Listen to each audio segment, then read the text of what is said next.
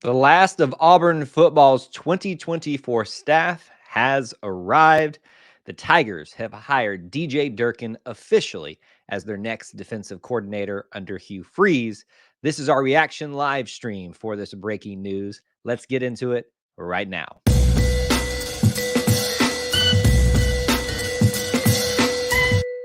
War Eagle Auburn family and War Eagle to our E2C network family as well.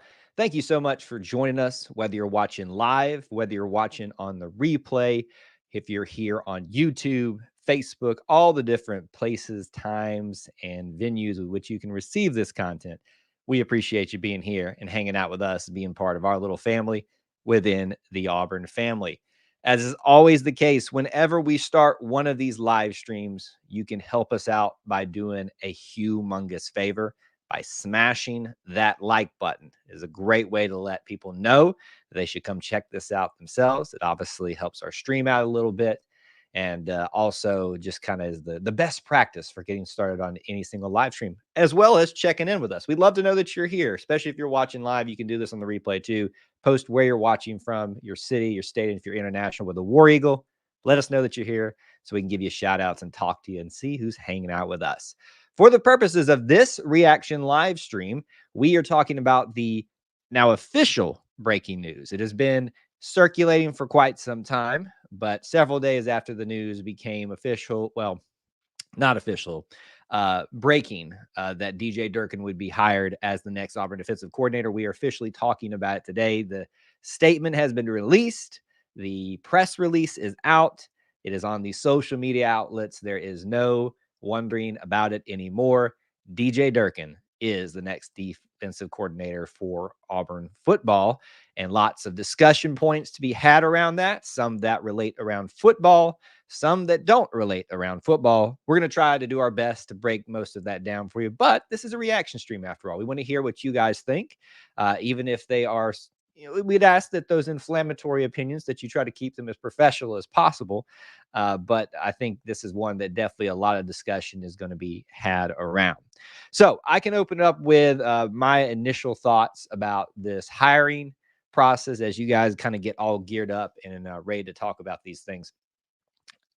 I personally would have rather us seen us promote Charles Kelly officially to a defensive coordinator. That's just my own personal opinion. That is not in any way a indicator that I don't think DJ is qualified for the job or deserving of the job.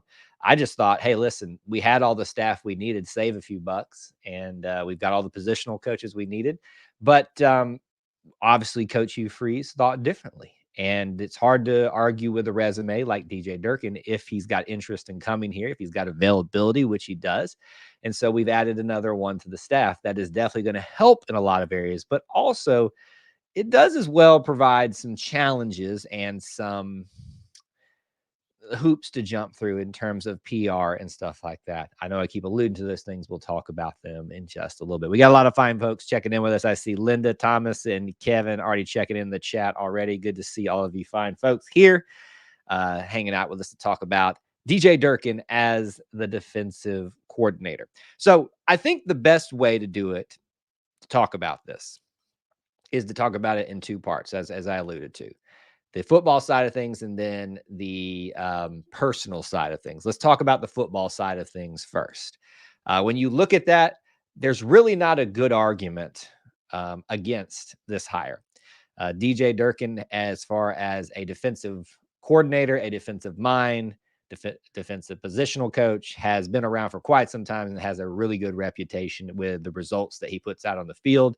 You would say, Kyle, he's coming from Texas A&M. Didn't they just implode? And I would tell you, well, that's true. But the context that's lacking around that is that the problem really lied with Jimbo Fisher, his offense, and Jimbo Fisher in general. So DJ, unfortunately, looks like he was a casualty of a sinking ship, and is on a life vote with many of the other coaches, I'm sure, that got poached from Texas A&M. He's still been out there. So that's not really a knock against him in my mind. In fact, I went and looked back at some of the statistics for Texas A&M last year, and in a lot of the team statistics that you would find nationally, You would see them in the top 25, higher than that, but I'll just say top 25. If I remember correctly from my research, that I saw that they were in the top 25 in total defense, the top 25 in rushing defense, and the top 25 in, I think it was sacks. I could be wrong on that, but I believe it was sacks as well. But I just remember there were three main team defensive stats that put out. So in terms of most recent production on the field, it's there as a team. That's one of the big things that DJ Durkin brings to the table. Also, his recruiting prowess. He's had a hand in recruiting very well every single place he has gone. He's got history, obviously, at Texas A&M, at Florida, at Maryland, at Ole Miss, and there's a lot of people that have been interested in. There are rumors that Nick Saban was even considering him at one point to be on his staff, and I'm sure his name came up a few times when he had openings for that particular position, a positional coach or a defensive coordinator. So we definitely are picking up someone that has the ability to recruit. That most recent results are there in terms of that as well. I'll also bring this up, and I actually should have had this pulled up ready to go for you guys, and we'll take some of your comments that are coming in. But I want to talk about some other stats and stuff to help the football side of the argument for this, because I think it's important for that. My friend and I were talking about this, and he pointed this out when I was kind of feeling out how to feel about this hire. Is this the right move? He said that Texas A&M last year in the SEC. So we just talked about nationally where they ranked and some things. Let's talk about SEC rankings. As a defense, third in points allowed. So obviously not allowing very many. First in total yards allowed, not at the best in that category. Second in passing yards allowed, first in rushing yards allowed, and first in sacks. So that kind of correlates with some of those national rankings that I was telling you, where they were in the top 25 as far as defenses when it came to where to expect this, where he might be taking this defense overall. So when you look at the team that he put out in the field, even recently, the facts are there. This is a good hire on paper, recruiting, putting things out there. Now, Bubba brings up, good to see you, Bubba. He says, downgrade as far as a play caller. He's really solid, though, and a much better recruiter than Roberts. I don't know if I would venture to say that maybe historically he's a better recruiter, because you don't really hear about Ron Roberts being talked about in recruiting circles. But some coaches, that's their specialty, is more of a play caller, more of a schemer, the game planner. The others, it's recruiting and stuff like that. So Roberts, I think, with time, given the Auburn brand, could have been a really good recruiter too. Although I don't know that he had that much time left, just because I think he was towards the end of. He may be coaching somewhere else now. He may be coaching somewhere this next season, but I don't think he would have been long at Auburn just because of getting close to retirement, I guess. I don't know. Maybe I'm speaking from not a place of knowledge there, but that's just kind of my impression about it. After watching 4 games on tape, very different scheme from Roberts, a lot more one high and two high man. So there's some technical terms from everybody.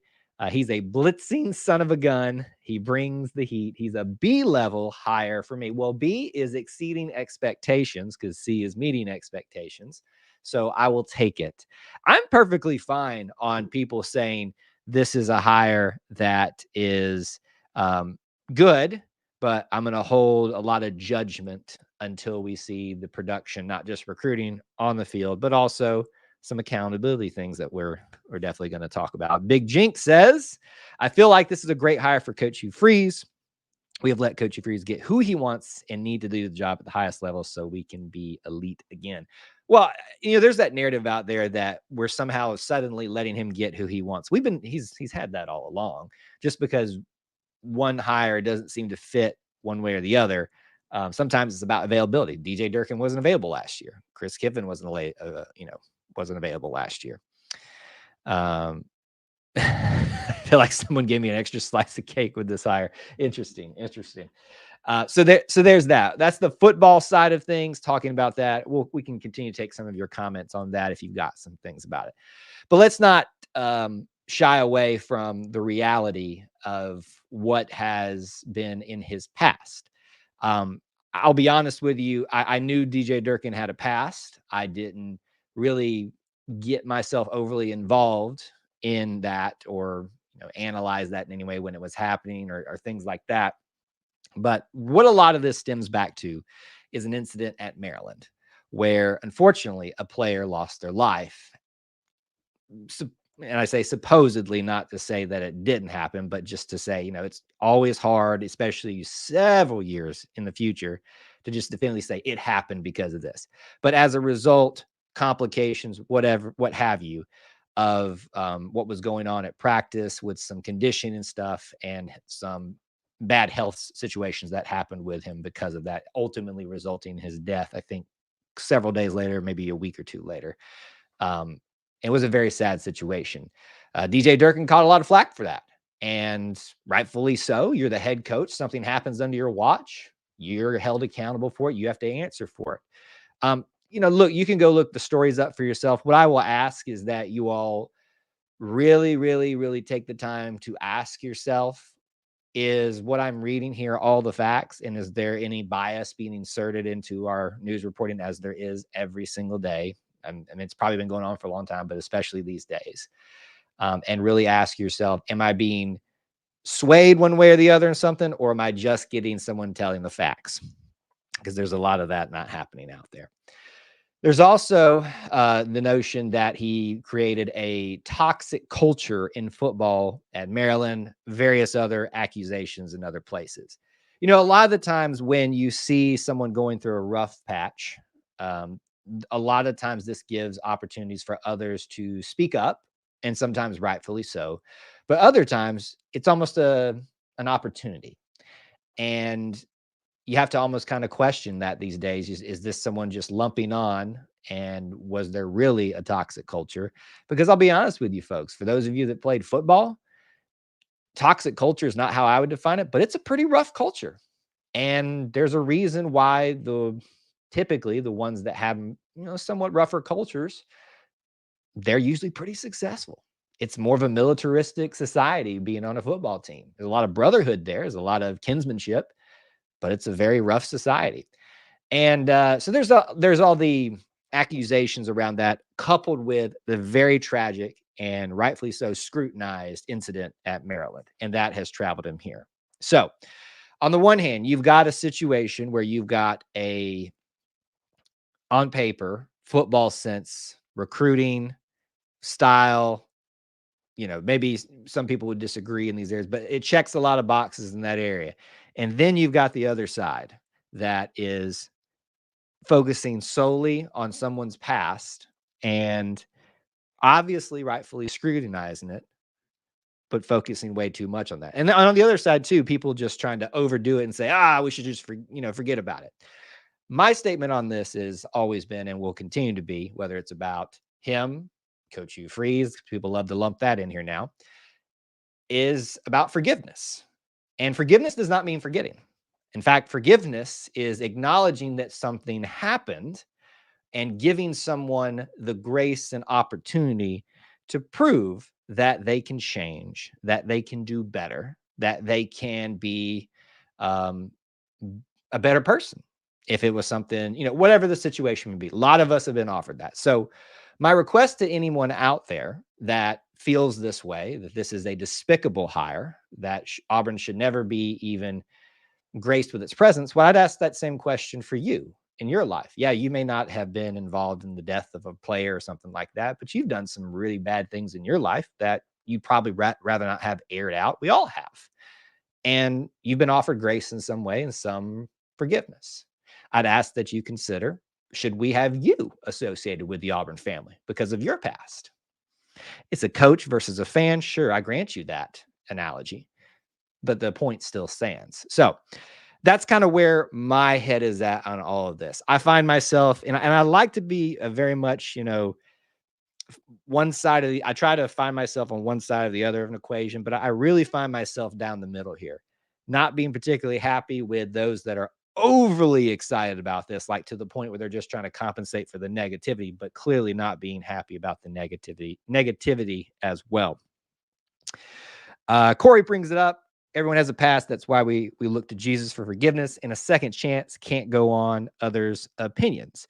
Yes, second chances are in order here, but you must also um, be cognizant of what has transpired in the past and be aware. Ask for accountability. And there's a difference between asking for accountability and going on social media and saying horribly despicable things about someone you don't even know. It's just stuff that you know, you've read and that you're assuming and that align with certain political ideologies that are out there. Thomas says, I'm good with the hire. He typically does well with the defensive line and linebackers. Kelly does well with the DBs and the linebackers. I hope that the two of them can really get the defense stout. So here's an interesting thing. So we can use this reaction, this commentary we're having about DJ Durkin, this breaking news, our reaction to it, to talk about it this way, about how this is all going to interconnect with the defensive staff, which is now complete. I would assume it's complete. All the positions are now filled. You just never know these days, though. You have Jeremy Garrett on the defensive line. You have got Josh Aldridge as the linebacker coach.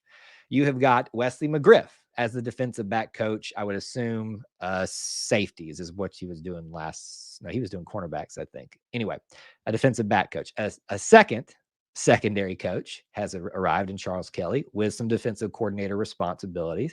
And DJ Durkin has come to assist in those other areas, the non-back end of the defense areas as well, but obviously be the main defensive coordinator. That's a really well-rounded staff. And I kind of like it. I didn't think I was going to like it as much as I did until I really started thinking about what areas are covered by who and the guys that stayed over and the guys that just came in. I'm kind of happy with it. So when we talk about these DJ Durkin hire, we're talking about obviously him personally, but I'm also having the conversation about what does this mean about the defense in general? And I kind of like what I'm seeing in terms of the staff makeup running right now. Andrew asked, what kind of defense is he going to run? I'm not going to sit here and act like I know the exact defense he's going to run, but from a lot of other people's description of what they've seen in our chat is very blitz heavy, very aggressive style, which would be a nice change of pace in some ways from what Auburn has done and done very well at times over the last several seasons, even under two different administrations, coaching regimes. Been very much a bend don't break, relied a lot on a very strong defensive back group. And not to say that we will be moving away from that, but I hope that'll maintain because Auburn's become quite a defensive back U.